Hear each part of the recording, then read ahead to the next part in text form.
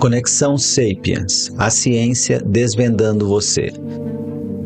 Podcast número 17 da fase inicial de síntese, área socialidade. A função social da emoção.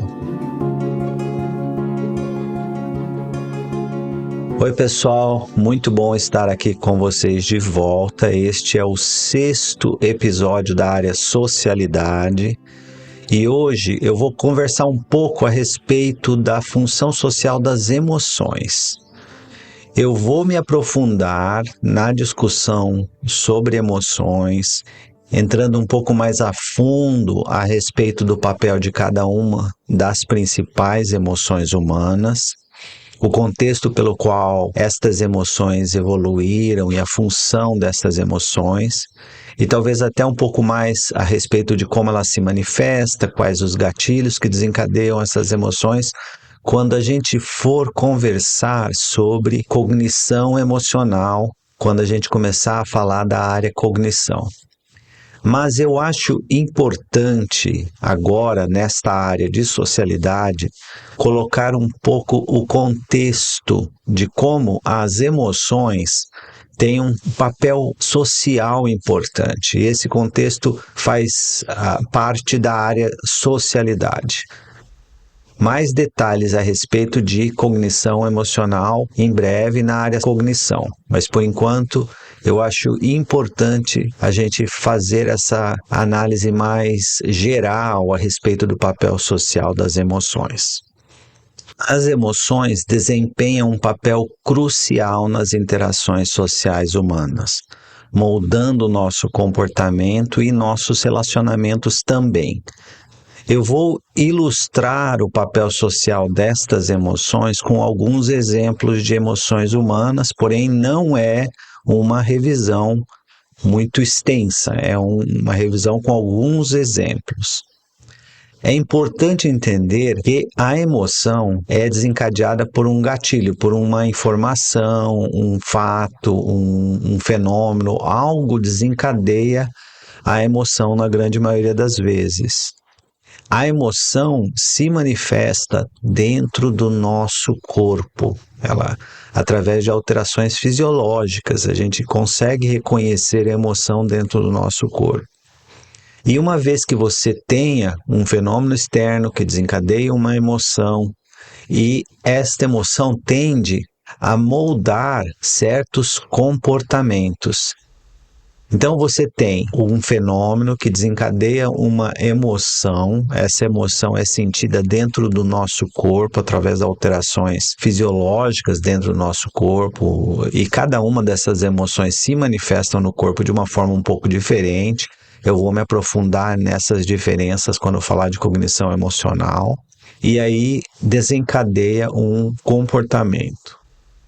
E eu vou falar um pouco de cada uma destas emoções. O contexto de ter um gatilho, uma alteração e um comportamento demonstram como a emoção tem um certo papel de ser um algoritmo, né? Você desencadeia um certo comportamento a partir de uma emoção. E essa função, que cada emoção é um tipo de um algoritmo que estimula um certo comportamento, faz todo sentido do ponto de vista evolucionário. Então, de certa forma, as emoções humanas moldam a propensão humana a se comportar de certa forma, o que facilita a essência humana de ser uma espécie ultrasocial altamente colaborativa.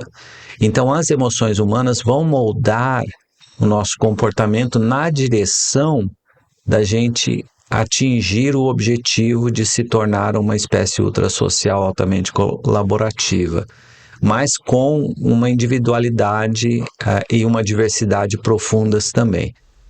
Então, tem uma variabilidade grande na forma como as emoções se manifestam em diferentes pessoas, devido à variabilidade individual de cada um. Cada pessoa é diferente uma da outra, essa individualidade única Essa diversidade individual que o ser humano tem é uma das características mais fundamentais da nossa espécie e um dos segredos do nosso sucesso como espécie.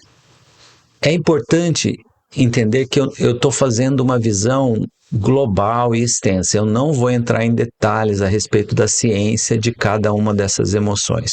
Se você olhar a ciência das emoções de uma forma muito próxima, você vai ver que tem muita incerteza em vários aspectos de cada uma dessas emoções.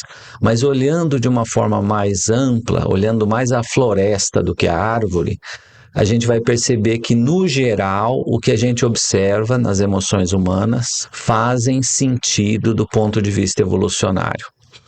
Outro ponto importante é que as nossas emoções se manifestam nas nossas expressões faciais, o que, do ponto de vista biológico, não faz muito sentido. Por que você quer dizer para as pessoas que estão ao seu redor o que você está sentindo? Se você está tentando sobreviver individualmente, não faria mais sentido você ter uma expressão facial que não demonstra a emoção que você sente internamente? Então, o fato da nossa emoção se manifestar nas nossas expressões faciais sugere que o contexto das emoções é muito mais social do que individual. O objetivo não é proteger o indivíduo, é proteger o grupo. E a comunicação não verbal das nossas emoções é mais um instrumento que ajuda na formação de uma sociedade, de uma espécie ultrasocial. Então, os mecanismos que fazem que a gente se conecte um com o outro são extensos, profundos e enraizados na nossa biologia, inclusive a nossa expressão facial e a nossa vida emocional. A gente se comunica um com o outro através das nossas emoções também. Então, do ponto de vista de vida social, a nossa vida emocional é fundamental e um dos aspectos importantes das conexões que uma pessoa tem com as outras pessoas. Isso faz todo sentido quando você imagina uma sociedade pequena, com grande intimidade, de 50 a 150 indivíduos convivendo por toda a vida junto e colaborando para sobreviver. Na vida moderna, a nossa vida social ela está um pouco desconectada de como a gente deveria viver. E você pode observar isso através da mídia social, especialmente a forma como a mídia social explora as nossas emoções. Por exemplo, tem um monte de vídeos de gatinhos, ou vídeos de salvar animais, ou vídeos de pessoas que estão ajudando umas às outras, etc. Então, a mídia social explora as nossas emoções com o objetivo de moldar comportamento para a gente ficar rodando página a página, gastando horas na mídia social numa atividade completamente inútil do ponto de vista social. Então, a alegria, outras emoções que têm uma função social importante, no contexto de formar relacionamentos sociais, pode ser explorada pela mídia social para moldar nosso comportamento sem trazer nenhum benefício a longo prazo ou benefício de construir uma relação social. Então, entendendo o contexto pelo qual a emoção se conecta com a nossa socialidade, é importante até para prevenir que a gente se torne vítima fácil de manipulação por parte das empresas de mídia social. Então, a primeira emoção que eu gostaria de conversar e qual é o papel social dessa emoção é a alegria, a felicidade, que vai estimular um vínculo social e vai promover conexões sociais positivas, encorajando a colaboração e a confiança entre as pessoas que dividem essa alegria. portanto, quando você está alegre e numa festa em que muita gente está dançando, cantando junto, conversando, isso está formando vínculos sociais positivos e estimulando a colaboração e a confiança uns nos outros. E a alegria também é um motivador muito grande, vai estimular você a ter uma vida mais ativa e buscar experiências que tragam alegria para você. E uma pessoa que tem alegria de vez em quando vai ser mais resiliente, ela vai resistir mais às dificuldades e aos desafios que a vida traz e vai ajudar também você a se recuperar de uma crise, facilitando você enfrentar os desafios.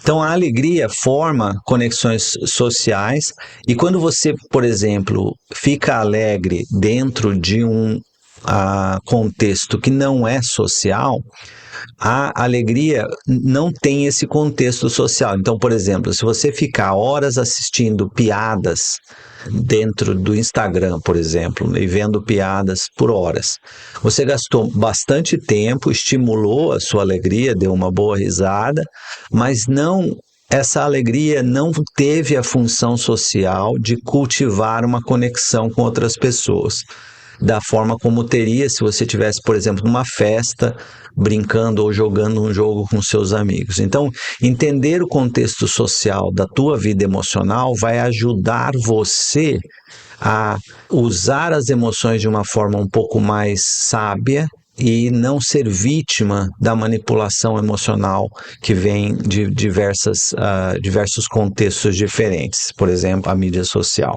que sabe tudo de neurocognição e neurociência, então eles sabem como fazer isso muito bem, eles têm todos os algoritmos para manipular os comportamentos. E as emoções são uma das formas mais fáceis de manipular comportamento. Desencadeia uma emoção e você vai conseguir estimular comportamento. Outra emoção importante é a tristeza ou o luto, né? E que vai estimular um apoio social e a tristeza vai sinalizar para as outras pessoas que você precisa de apoio e compaixão e colaboração. E também a tristeza vai estimular a empatia, né? Conectando as pessoas num momento difícil, o que é muito importante para a sobrevivência humana. Então, por exemplo, não é difícil imaginar a situação onde uma pequena tribo de caçadores-catadores antes da agricultura se sentissem tristes todos por terem perdido alguém da tribo em algum acidente ou por causa de doença, e todos se uniram mais dentro dessa tristeza e formaram uma aliança, uma conexão mais íntima e mais profunda. E, além disso, a tristeza estimula a reflexão e é uma oportunidade para você construir um pouco de introspecção e reflexão e crescer diante da dor que você está sentindo. Então, a função da tristeza é uma função importante, mas desde que ela tenha um ciclo, né? Ela seja uma fase em que você está se recuperando de uma perda ou algum problema que você enfrentou, uma crise, e traz as pessoas a ficarem mais juntas, forma mais empatia e estimula a reflexão e o crescimento e o aprendizado. A raiva também é outra emoção que pode ter um papel importante, porque ela vai estimular a assertividade, ela vai estimular a convicção que você tem para te motivar a colocar limites, por exemplo, quando você fica com raiva de alguém que está abusando ou te desrespeitando, isso vai ser importante para estimular você a se defender, né? Além disso, a raiva pode estimular você a buscar soluções para problemas que você não está resolvendo. Então, muitas vezes as pessoas procrastinam diante dos problemas e quando em algum momento você tem uma certa crise com raiva e a raiva faz você tomar uma atitude e decidir o que fazer e resolver esse problema, enfrentar o problema de frente.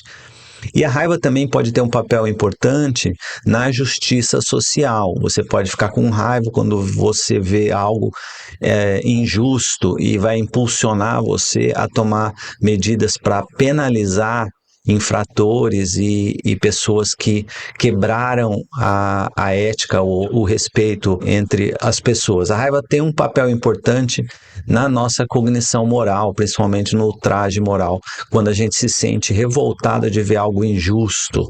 Isso é importante para cultivar uma sociedade justa e colaborativa. Outra emoção importante, principalmente para a nossa sobrevivência, é o medo. E o medo serve como um mecanismo de proteção, alertando a gente quando você tem um certo risco que faz você se proteger e procurar ações que vão reduzir este risco. O medo também estimula a coesão social, vão fazer as pessoas ficarem mais próximas e trabalharem juntas, fortalecendo os laços sociais. E o medo também estimula comportamentos que diminuem risco. Você vai ser muito mais cuidadoso, você vai ser cauteloso e vai evitar comportamentos de risco. Então, o medo, ele estimula a nossa análise de risco de uma forma que você reduz o risco e é mais cauteloso. Porém, o medo foi desenvolvido dentro do contexto de uma tribo catadora-caçadora durante milhões de anos, onde o risco de vida era uma constante diante de várias ameaças, animais perigosos, acidentes, conflitos com outros primatas, outros seres humanos, conflitos internos com brigas e violência, etc. Então, o medo, ele teve uma função muito profunda de sobrevivência por milhões de anos. O contexto do medo hoje é diferente e frequentemente o ser humano tem medo num contexto que não oferece um risco de vida. Então você ainda sente dentro de si que o medo se correlaciona a um risco iminente de morrer, e a pessoa não tem risco nenhum de morrer na grande maioria das vezes. Então, fantasiar cenários de catástrofe com um medo profundo sem um risco de morte é uma resposta mal adaptada, mas que faz todo sentido considerando os aspectos evolutivos do medo. O amor, lógico, uma emoção fundamental, e eu falei bastante de amor e da evolução do amor primordial e como a ocitocina moldou a evolução do amor nos mamíferos e depois nos primatas e nos seres humanos. E eu falo um pouco disso no episódio que eu discuto o halo-cuidado.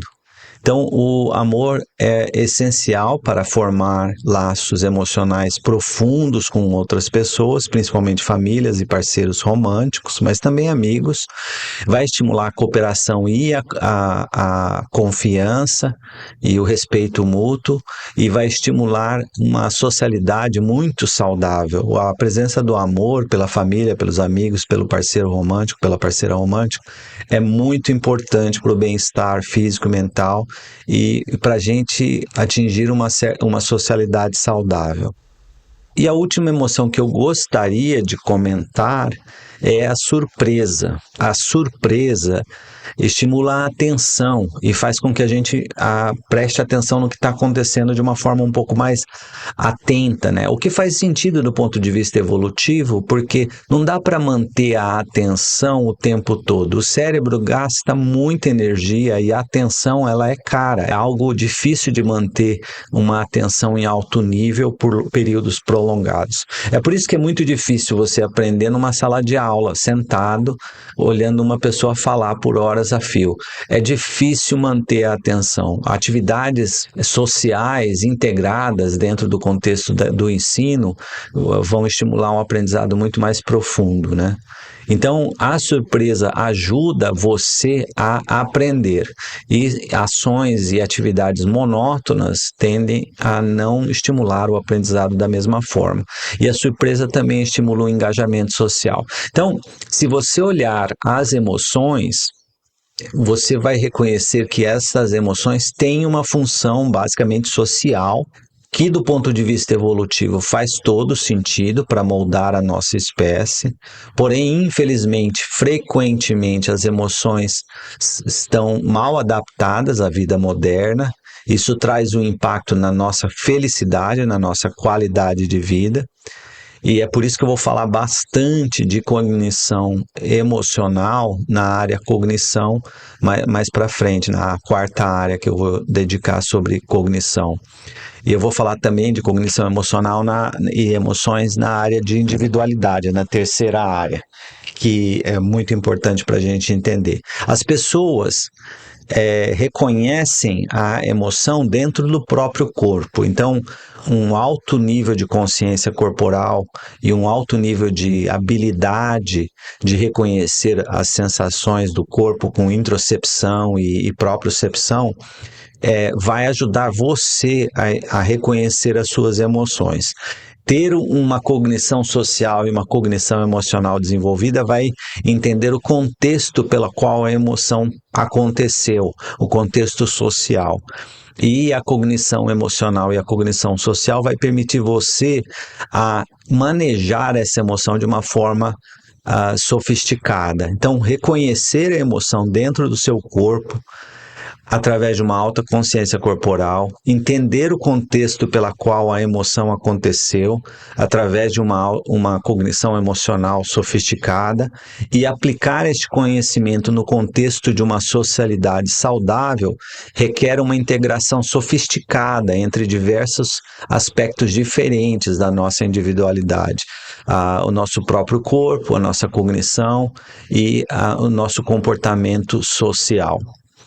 Então, olhando as emoções de uma forma bem superficial, eu não entrei a fundo nas emoções, eu não discuti especificamente as manifestações fisiológicas das diferentes emoções. Eu acho que no contexto de emoção, como é uma coisa tão importante para a gente entender quem a gente é como ser humano, eu vou tentar dedicar mais tempo a cada uma dessas emoções quando eu for conversar de individualidade e cognição emocional. Todas estas emoções desempenham papéis importantes na nossa felicidade e na nossa jornada de crescimento cognitivo, individual e social. Quando você conecta os pontos, as emoções se manifestam no corpo, elas tiveram um papel evolucionário muito importante, elas funcionam como algoritmos, onde você tem um gatilho, uma situação que desencadeia uma emoção, que vai tentar moldar um comportamento. Existe uma disparidade muito grande entre a forma como as emoções evoluíram e o contexto da sociedade que moldou a evolução dessas emoções durante milhões de anos e o contexto pelas quais as emoções hoje se manifestam. Eu vou dar um exemplo disso, tá? Por exemplo, aqui nos Estados Unidos, a gente está numa campanha política bem concorrida entre dois candidatos, né? E existe uma manipulação muito agressiva das emoções por parte de um dos candidatos que usa o medo e a raiva como instrumentos de manipulação social. E dependendo da forma como você estimula a comunicação e estimula o medo e usa a raiva para manipular comportamento e criar, por exemplo, uma das coisas que você pode fazer nessa manipulação é tentar criar a ilusão de que existe um grupo e um grupo externo e você que é inimigo do grupo interno. Então, você cria uma identidade em volta do medo e da raiva e tenta criar um outro grupo que é um grupo externo que você deve ter raiva e medo de. E você cria in-group, out-group bias, você cria um viés interno e externo, e você polariza dois grupos diferentes. Então, na hora que você pega e para com esse barulho todo e olha para dentro de si e vê a emoção de medo e raiva e entende o contexto pela qual essa emoção foi desencadeada e começa a perceber que essa emoção não foi desenhada para você ter raiva de uma sociedade inteira, foi desenhada para você, dentro do contexto das suas relações mais íntimas, você ficar com raiva quando você visse algo injusto, para criar uma relação, uma rede social justa, onde as pessoas respeitam umas às outras. Então, Entender a nossa vida emocional vai facilitar você atingir uma vida plena, vai estimular uma qualidade de uma socialidade muito mais profunda e vai prevenir, vai evitar que você se torne uma vítima fácil de manipulação emocional, que pode acontecer por parte de políticos que tentam criar essa situação onde as pessoas te manipulam através do medo e da raiva, ou do viés in-group, out-group, ou do viés contra as pessoas que são diferentes de você, ou a manipulação da mídia social, com manipulação emocional através de vídeos de gatinho, né, ou vídeos de salvamento de animais. É lógico que existem coisas importantes a serem comunicadas e transmitidas, né? Você deve sim conversar a respeito de como salvar os animais ou como estimular o cuidado com a natureza, mas se você usa isso para condicionar as pessoas a se comportarem de uma certa forma e ficarem 3 horas por dia na mídia social e 3 horas por dia na mídia social longe de uma vida social saudável, tem um efeito deletério a longo prazo profundo, entendeu? Então, o tempo que você não está cultivando uma vida social positiva e íntima, você está descultivando essa vida social íntima e produtiva. E não dá para você ficar parado. Quando você não está cultivando uma socialidade saudável, você está de fato andando para trás. Você está cultivando o contrário, uma socialidade doente. Então, entender o contexto das emoções dentro da nossa vida social é fundamental para uma socialidade saudável. É lógico que a pincelada que eu dei hoje a respeito das emoções foi superficial. Eu vou conversar muito mais a fundo sobre a vida emocional nos episódios da individualidade e da cognição, mas eu acho que valeu a pena conversar sobre isso hoje para você entender o contexto social das emoções. Por favor, me enviem sugestões, críticas construtivas e perguntas para concluir. Caso você ache que este é um assunto que vale a pena, me siga no Instagram, @Calde Conexão Sapiens, e por favor espalhe essa notícia. Conexão Sapiens, a ciência desvendando você. Um podcast que eu gostaria muito de continuar e comunicar como a ciência pode ajudar a gente no caminho de uma vida plena, feliz, e desenvolver a nossa cognição, a nossa individualidade e a nossa socialidade. Um grande abraço do Calde. Meu nome é Calde Abdala, sou médico e tenho experiência de clínica de atender pacientes de mais de uma década, trabalhando principalmente no Hospital Sírio-Libanês, em São Paulo, e no Hospital das Clínicas da Faculdade de Medicina da Universidade de São Paulo. Eu me formei na Universidade Estadual de Londrina e fiz residência na medicina da USP, e meu doutorado também foi na FMUSP. Fiz o meu pós-doutorado no Hospital Brigham and Women's da Faculdade de Medicina da Universidade de Harvard, em Boston. Faz 24 anos que eu faço pesquisa e desenvolvimento de novos tratamentos para o câncer, com inúmeras publicações científicas. 17 anos atrás, eu mudei para os Estados Unidos e, na minha carreira dentro da indústria farmacêutica, trabalhei em várias grandes indústrias, como a Merck, a Sanofi, a AstraZeneca e a Bristol Myers Squibb.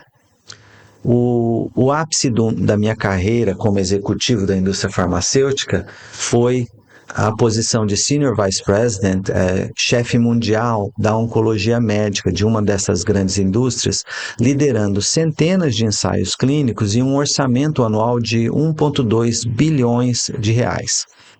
Como executivo da indústria farmacêutica, eu fui pioneiro no desenvolvimento da imunoterapia em câncer, membro do time que desenvolveu e lançou o primeiro medicamento de imunoterapia que demonstrou o aumento da sobrevida.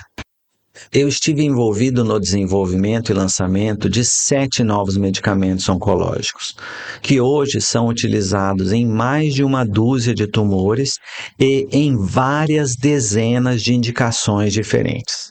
A imunoterapia no câncer foi uma das causas que, pela primeira vez na história, houve uma redução da mortalidade do câncer, e foi o racional do Prêmio Nobel de Medicina de 2018 que o professor James Allison recebeu. Eu trabalhei diretamente com o professor James Allison durante o desenvolvimento da primeira imunoterapia que demonstrou benefício de sobrevida num estudo randomizado. Também fui membro do National Cancer Policy Forum, um grupo que faz parte da Academia Nacional de Ciências dos Estados Unidos e aconselha políticas relacionadas ao câncer. Também participei no board da Sociedade Norte-Americana de Imunoterapia em Câncer, entre várias outras sociedades médicas dos Estados Unidos e da Europa. Liderei iniciativas pioneiras em compartilhamento de dados em oncologia, que foram reconhecidas pelo renomado think tank Faster Cures e pelo 41º presidente dos Estados Unidos, George H.W. Bush. Também liderei a resposta à crise da pandemia dentro de uma das grandes indústrias farmacêuticas americanas, iniciativa que, pela sua excelência, recebeu reconhecimento da Academia Nacional de Ciências dos Estados Unidos. Recentemente, comecei um projeto que tem sido uma verdadeira paixão para mim, o Conexão Sapiens, a ciência desvendando você. É um podcast que busca ir além das histórias passageiras, oferecendo uma exploração profunda e duradoura, com o objetivo de sintetizar a ciência no apoio à sua jornada de crescimento social, pessoal e cognitivo.